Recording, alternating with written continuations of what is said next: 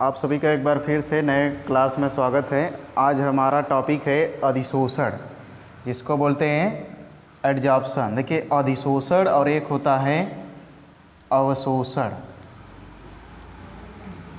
ये दोनों अलग अलग चीज़ें होता है। बस आपको एग्जाम्पल से मैं समझा रहा हूँ इन दोनों में। देखिए, मान लीजिए ये कोई पदार्थ है, ये कोई दूसरा पदार्थ मान लीजिए इधर से, अगर ये इसके अंदर चला जाता है दूसरा पदार्थ, यानी ये कोई पदार्थ है, कोई दूसरा पदार्थ अगर इसके अंदर प्रवेश कर जाता है तो उसको हम बोलते हैं अवशोषण। इसको क्या बोलते हैं? अवशोषण। लेकिन वहीं कोई पदार्थ है, कोई दूसरा पदार्थ आके इसके पृष्ठ पर केवल जम जाए, यानी इकट्ठा हो जाए, इसको हम बोलते हैं अधिशोषण। ठीक है, इसको बोलेंगे अवशोषण और इसको बोलेंगे अधिशोषण। तो हमें बात करना है यहाँ पे अधिशोषण का। मतलब अवशोषण में क्या होगा, कोई भी पदार्थ आएगा दूसरा, तो पहले वाले पदार्थ पे क्या करेगा, अंदर घुस जाएगा, यानी प्रवेश कर जाएगा। जैसे हम आपको बता रहे हैं इसका उदाहरण, जैसे मान लेते हैं आप ले लिए चाक। ठीक है, चाक को आपने ले लिया, उसमें आपने स्याही को डाला, तो स्याही क्या होगा, धीरे धीरे चाक के अंदर घुस जाएगा, तो वहाँ पे क्या होगा, अवशोषण हो जाएगा। या फिर एक जो आती है सीट आती है, सीट कवर जो साइकिल की, उसमें सोख्ता जो होता है, बोलते हैं उसको, फाइबर पता ना क्या बोलते हैं, लेकिन हम अपने भाषा में सोख्ता बोलते हैं। तो उसमें जो सीट कवर में लगा रहता है, अगर उसको आप पानी में डालोगे तो वो क्या करेगा, पानी उसके अंदर घुस जाएगा, तो वहाँ पर क्या हो रहा है, अवशोषण हो रहा है।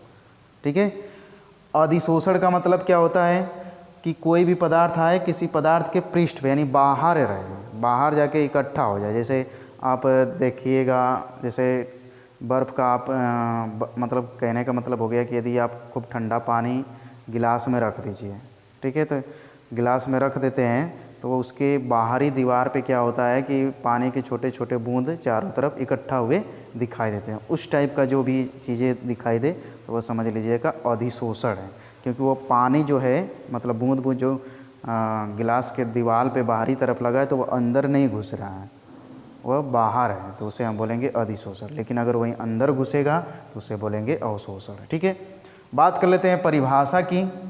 तो देखिए, जो पदार्थ, अब एक चीज़ जान लिए, जिस पदार्थ, कोई भी जो पदार्थ किसी पदार्थ को अवशोषित करता है या अधिशोषित करता है, उसको बोलते हैं अधिशोष्य। ठीक है, अधिशोष्य।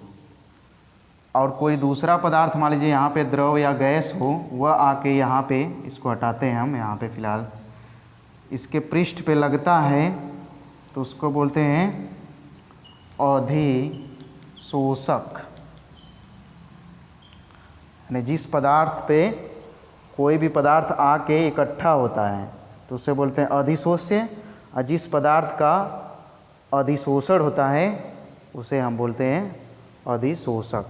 ठीक है, तो देखिए, अब इसे बोले अधिशोष्य, इसको बोले अधिशोषण, जो आके यहाँ पे इकट्ठा हो रहा है।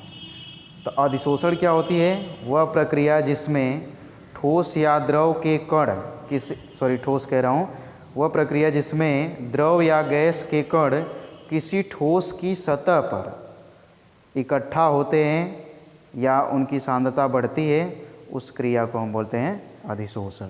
जैसे यहाँ पे मान लीजिए कोई ठोस पदार्थ है, अब कोई ठोस द्रव या गैस आया, इसके पृष्ठ पर इकट्ठा हो गया, इकट्ठा होते गया तो क्या हो जाएगा, इनकी सांद्रता बढ़ती जाएगी। तो वहीं की वह प्रक्रिया जिसमें किसी द्रव या गैस का किसी ठोस के पृष्ठ पर इकट्ठा होते हैं या उनकी सांद्रता बढ़ती है, उसे हम बोलते हैं अधिशोषण। ठीक है, फिर इसके बाद है कि अधिशोषण जो प्रक्रिया होती है वह ऊष्माक्षेपी होती है। ऊष्माक्षेपी का मतलब अगर ये प्रक्रिया होगी तो उसमें से ऊष्मा निकलेगा। ठीक है, समय के साथ साथ अधिशोषण क्या होता है, घटने लगता है। मतलब शुरू में किसी भी पदार्थ का अधिशोषण पहले तेज़ी से होता है, लेकिन समय जैसे बीतता जाता है, समय गुजरता जाता है, तो अधिशोषण की क्षमता क्या हो जाती है, दर घटने लगती है। जैसे यहाँ पे है, पहले कोई भी द्रव या गैस आएगा तो यहाँ पे इकट्ठा होने लगेगा, इकट्ठा होते होते बहुत तेज़ी से होगा, पर कुछ समय बाद क्या होगा, बहुत कम होगा। अधिशोषण की क्षमता क्या हो जाएगी या दर क्या हो जाएगा, कम हो जाएगा। अधिशोषण का आपने परिभाषा जाना कि वह प्रक्रिया जिसमें कोई द्रव या गैस किसी ठोस की सतह पर इकट्ठा होते हैं या उनका सांद्रता बढ़ जाता है, उस प्रक्रिया को हम क्या बोलते हैं? अधिशोषण। अधिशोषण क्या होता है? ऊष्माक्षेपी अपक्रिया होती है, मतलब इसमें ऊष्मा निकलती है और समय के साथ साथ अधिशोषण जो होता है वह घटता है। फिर इसके बाद अधिशोषण के प्रकार, ठीक है।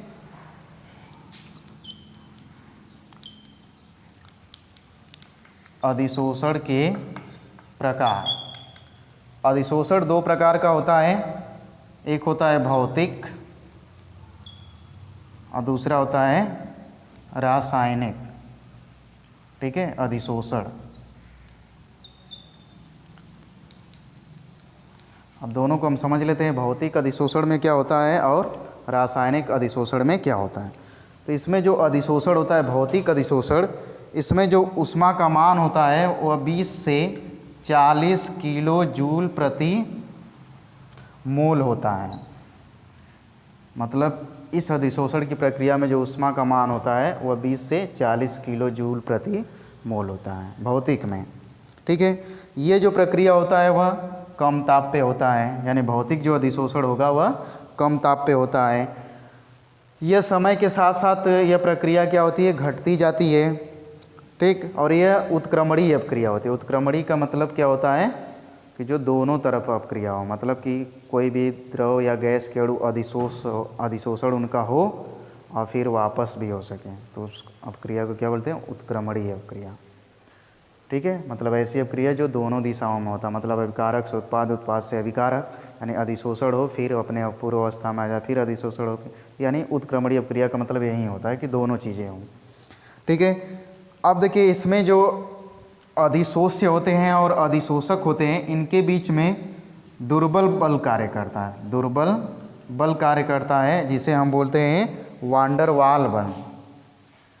वांडर वाल बल कहते हैं, ठीक है। तो इतना है। भौतिक अधिशोषण में क्या होता है कि ये बहुत कम ताप पर होता है, इसमें जो ऊष्मा का मान होता है 20 से 40 किलो जूल प्रति मोल होता है, यह उत्क्रमणीय होता है। और इसमें जो अधिशोषक और अधिशोष्य के बीच में जो बल कार्य करता है वह कमज़ोर होता है, मतलब कि कमज़ोर होने की वजह से उत्क्रमणीय हो जाएगा, मतलब वो पदार्थ उस पर अधिशोषित हो भी सकते हैं और हट भी सकते हैं, यानी पूर्व अवस्था में आ भी सकते हैं। तो किस वजह से? इस दुर्बल वांडर वाल बल की वजह से, ठीक है। इसके बाद हमारा आता है रासायनिक। रासायनिक अधिशोषण में क्या होता है कि एक उच्च ताप पर होता है। इसके लिए जो ऊष्मा का मान होता है वह 200 से 400 किलो जूल प्रति मोल होता है, ठीक है। भौतिक में क्या था कि 20 से 40 था, इसमें 200 से 400 किलो जूल प्रति मोल होता है। फिर इसके बाद बता ही दिए कि इसमें क्या होता है कि उच्च ताप पर यह क्रिया होती है। फिर ये जो होता है अनुत्क्रमणीय होता है। अनुत्क्रमणीय होने का कारण ये होता है कि जो अधिशोष्य हैं और अधिशोषक हैं, इनके बीच में प्रबल वैद्युत बल कार्य करता है, जिसे हम बोलते हैं रासायनिक बंध, यानी इनके अंदर क्या होता है? रासायनिक बंध पाया जाता है। तो इस वजह से क्या होता है कि अधिशोषक और अधिशोष्य के मध्य में प्रबल बल कार्य करता है। इस वजह से वह आपस में क्या होते हैं? बहुत पास होते हैं, चिपके हुए रहते हैं, इसलिए यह अनुत्क्रमणीय अपक्रिया होता है। मतलब कि कोई भी चीज़ आके इस पर चिपक गई तो फिर वापस नहीं जा पाएगी। किस वजह से भाई? मजबूत बल की वजह से, ठीक है। तो ये हो गया हमारा भौतिक और रासायनिक अधिशोषण क्या होता है, ठीक है।